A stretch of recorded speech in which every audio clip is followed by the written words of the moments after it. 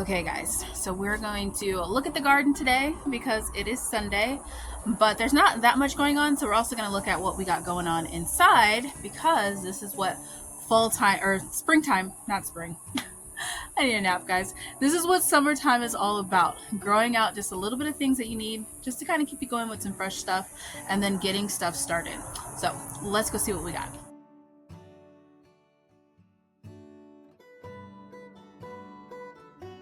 Hi everyone, welcome back to my channel. I'm Shamira Benson, one part of Team Benson, and today we are going to look at the garden. So we're going to look at the garden, see what we have, start maybe kind of planting some things, and then I'm going to show you guys what I have going inside underneath my grow lights. Okay, so right now this is the state of the garden. We have all the green stuff happening out there, and then we have our trees coming, like still growing, and then everything else is either dead and waiting to be cut down for some mulch or for compost, or we have the beds like this Vego elevated bed that is covered right now because we are building the soil. So when I say building the soil, let's talk about that first. That means that I am feeding the worms that are in here. So with this bed, this is one of our newer beds that we have.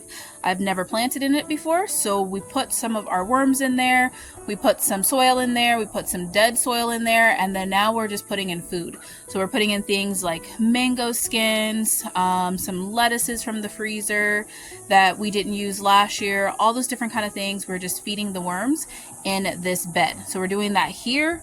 We're also doing that at the top of our cascading bed because that one is probably going to grow some carrots. And down here, we're probably going to start doing it because it looks like even the rosemary is dying out. So I'm probably just going to rebuild this and then we'll put all new herbs in there afterwards. Same thing with this bed. This is typically our brassica bed. But since we have the green stalks, it's probably going to be something different. But for right now, we are just growing the soil by feeding it and helping the worms reproduce. You will hear me say this a lot, but we grow the soil, not the vegetables. When you have well-balanced soil, then your vegetables will naturally grow. So that's what I suggest you guys do. Well, let me show you my trees that I have going out in my grapevine. So all of these trees next year are going out on the land, probably next springtime, but we have the dwarf Mexican lime. We have our grapevine. Grapevine will also be going out on the land. It'll be the first one. I posted a little video, a little short on my Instagram about our wine that we make. And we haven't made any in a while, but we look forward to growing wine and making our own wine again and growing the grapes. And then we have our curry tree, which my friend posted a video about the curry berries and that you can eat the fruit of the curry berries. Did not know that. You can't eat the seeds, those are toxic, but I didn't know that. So I think I'm going to try one because normally I just let the berries go black like this and dry out so that then I have them for some seeds because I'm going to throw seeds around our homestead of the curry tree. And then we also have our mulberry, which look at that. It is insanely tall, insanely tall. I'm hoping that the roots haven't busted the bottom of this pot. It's been about a year and a half to 2 years since I've moved this pot, so I'm really hoping that the roots haven't busted out of it, because if so, they're going to be hard to kind of get out of the ground. We're going to have to try and dig them out of the ground. But since it's growing so tall, I have that feeling that it did. Now, nothing much is going on underneath the shade cloth over here, but we also have an eggplant that's trying to come back, and then we have our spearmint that's trying to come back. So guys, normally I do this tour first thing in the morning because it's not hot, but this Armenian cucumber was absolutely covered in bees. Like almost every inch of it. It was like a whole bee colony was on this thing this morning, and I didn't want to disturb them because I don't want to give them a reason to sting me.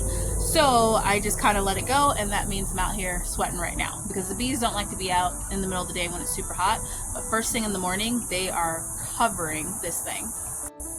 So in front here we have our indigo. It has gotten nice and tall. Look at there. There's one little bee that is like didn't get the memo that everybody went back in the hive. But we have our Armenian cucumber that is all the way onto this one right here. We have some Armenians coming in. This is going to be another big round of Armenian cucumbers. I can already sense it.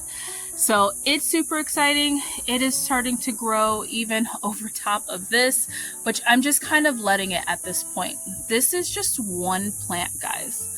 Remember when I was a little worried that I didn't have 2 plants going because one of them died? There was no need to worry, because look at how big this thing is. It is absolutely crazy. I could even see it on that trellis over there, which there's a little bee right there. But yeah, it is completely and utterly taken over. This is really funny, guys. We have on this trellis, we have some Malabar spinach, we have Armenian cucumber, that top right there is okra, and then those leaves right there are Chinese red lung noodle beans. So much going on in one little space. Guys, if you aren't growing a garden, I suggest it. This is so worth it. I'm sitting down here, I just sat underneath the shade cloth, and just being with the wet soil underneath the shade cloth and like by all of this green goodness, it just, seriously, the temperature just dropped. I feel less like I'm gonna, pass out from a heat stroke. But it is worth it to grow your own food. So if you're not doing that, make sure you start. So over here we have our peppers. We have some jalapeno peppers right here. And we have some serrano peppers right there. They've slowed down a lot, but as you can see, they are still trying to produce. I've been picking them off as they produce to kind of give them a little bit of a break. And I was thinking about pruning them, but I don't know if I really want to just yet. But yeah, they're huge. And then surprisingly, look at this, guys. This is celery. How I'm still growing celery in July, I don't know, but it's out here. And then even the same thing with my Italian oregano.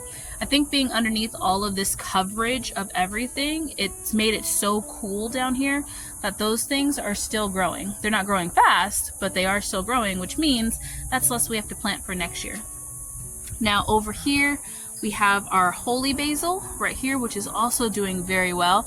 I'm let those ones dry out, those seeds, and I'm going to be picking those seeds so that then I can spread those around our homestead as well. We have our Malabar spinach that, let's get on top of the shade cloth here because it has grown to be a crazy big beast. We have our okra. Look at all that okra. Again, we have so much okra, guys. So much. So yeah, that's gonna start going in the freezer, but look at how tall that thing got. That is the okra plant, and it is now starting to get above the arch. We only have 3 okra plants over here, which, let me try and get in here so you guys can really see it, but look at all of those okras. Like, this is crazy. I'm gonna have to come out here and get this again. And then I just noticed this, guys. I don't even know how I'm gonna get to this, but do you guys see that back there? Right there? That is an Armenian cucumber already. I don't even know how I'm gonna get back there to get that because this became a giant mass. That's crazy. I don't know how I'm gonna harvest that okra. I don't know how I'm gonna harvest that Armenian cucumber because it is like a mangled mess over here. Like, this is a mangled mess. So I'm probably gonna have to cut back that Malabar spinach a little bit just so I can get over there. But luckily I need to fill that up because we are going to have another bed that we need to fill when we get out to our homestead in a couple of weeks. So I need to start filling this up with some garden waste, and we're just not able to eat that Malabar spinach that fast because, I mean, Malabar spinach is good, but it's not like something you want to eat every single day. Well, at least for me. I feel like it has a strong flavor. So like once a week I'm fine with eating it, but every single day I'm like, okay, that's enough. So yeah, I'm probably going to start using some of it for compost material. So yeah, that's a lot. It's a lot, guys. Then over here we have our poblano pepper looking amazing and great. It has like a little bit of wilted leaves, but it is already starting to grow its new leaves and put off, looks like a little buds on it. So this one will probably shed a lot of these old leaves as it grows the new ones. And then we have our evening primrose, which I'm so happy that it stayed alive. I do need to come in here and cut out all this other stuff, like all these other dead plants that were in here. But the evening primrose, I'm really excited for that because I want to make some skincare products. So that's the outside garden. That's all we've got going. And it's funny because it's like it's producing a lot of okra and different things like Armenian cucumbers and Malabar spinach and peppers, that it's like, oh, it's still producing quite a lot. If you guys have been watching some of my previous videos, you know that I've said that this has been a light summer, like a very calm, easy summer when it comes to temperature. Even though we have gotten up to 115, I think it's going to be 111 today. Those nighttime temperatures have still dropped so low, like in the 80s, that it's keeping the garden just really happy, and I'm not having to do much to it. I'm not even watering every day, let alone twice a day like I have to do some years. So it's been a nice, easy, like summer, just kind of going with the flow of it, which is good because I've already given myself heat stroke once being out on our homestead. So it's nice that it's been an easy garden to take care of. So let me go show you guys what we have going indoors, because we do have a couple things that have already sprouted. Okay guys, so I have something real quick to show you guys that I'm pretty excited about. It is the new Vego irrigation kit.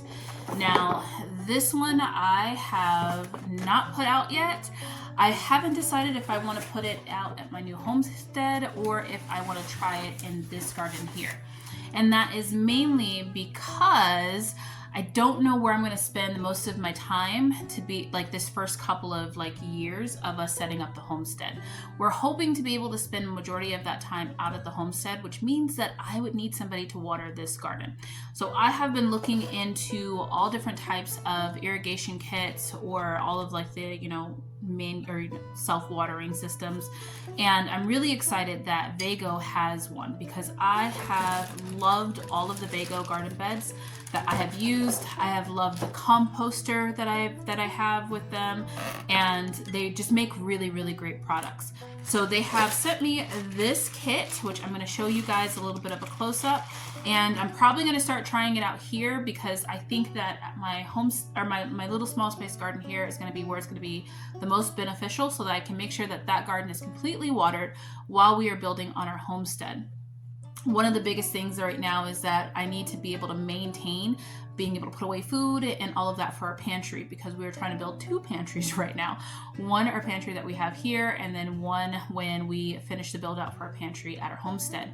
So I want to be able to fill all of that space in our pantries with food from our garden, which means this garden that's in my small space garden needs to work overtime with producing things.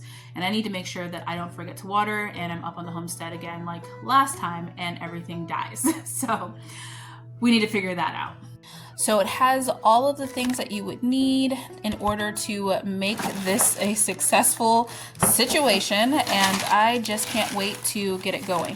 So I'm going to be reading the manual and figuring out how it works, and then I will be putting that together with you guys. So yeah, as you can see, it has all the parts. Vego is really good about sending you all the parts that you're going to need and the tools that you're going to need, and then also telling you which layouts you'll need in order to make it all work. It's nice because it attaches right on your Vego garden beds themselves. So we're gonna be working on this together, guys. We have some options, and eventually my whole entire homestead is gonna be nothing but Vego beds, because I want something that is going to be very long lasting and durable and stand the test of time. So that's what we're going with. So if you guys want to check out their new irrigation kit, I will be doing it on my channel, but if you guys want to have one for your own garden, I will put a link down below with a discount that you guys can get. Thank you, Vego, for sending me this to try out. I'm really excited about it. And like I said, I've loved all of their products, guys, so I would check them out. Right now I have the in-home composter, and I have the beds, and several different types of beds, and I have not been displeased or anything with any of their products. So check them out. If you guys want a discount, grab the link below and you'll get a discount. All right, let's go see what else we have going on in our indoor grow out kit situation. Okay, so here is our first one. Now, I'm surprised that these have all started sprouting, because one day I totally forgot to turn on the light. Actually, for 2 days, I totally forgot to turn on the light. So we're excited that they're sprouting. We have some black cherry tomatoes that have already come in. It looks like a fennel seed has come in. My habanero has not yet. This whole row is going to be sweet Marconi peppers. They take a little bit more heat, so we're going to wait for those. And then we have our Roma tomatoes, are always our tried and trues when it comes to sprouting, so those ones are good. And then we also have some leeks, little baby leeks are coming through. So we're going to put the lid back on these ones, and let's look at one of the other ones. So this one is tray 2 of 3, and like I said, I totally forgot to put the lights on, so less germination on this one. It still probably is all going to germinate, but I just need to get the grow lights put on it. Now we did overseed. What is this? This is row D and row C. Totally overseeded these Brussels sprouts, but I'm surprised that the Brussels sprouts have already popped up. Remember when I dropped the seeds, guys? Yep, that's where they're at. So we're going to be thinning these. But that's good because Brussels sprouts I can never grow because it takes so long for them to grow. But I have a spot for them this year that I think is going to make it happen. So we will see about that. And then C4 on our list is going to be broccoli. So far we have 1 broccoli. We do need 3, so we need those to go ahead and start sprouting. We're still waiting for the collards and shishito peppers and curly parsley on this in this tray. So let's go grab the last tray. Okay, and so our last one, this is a Swiss chard, and then we have lacinato kale and dwarf kale.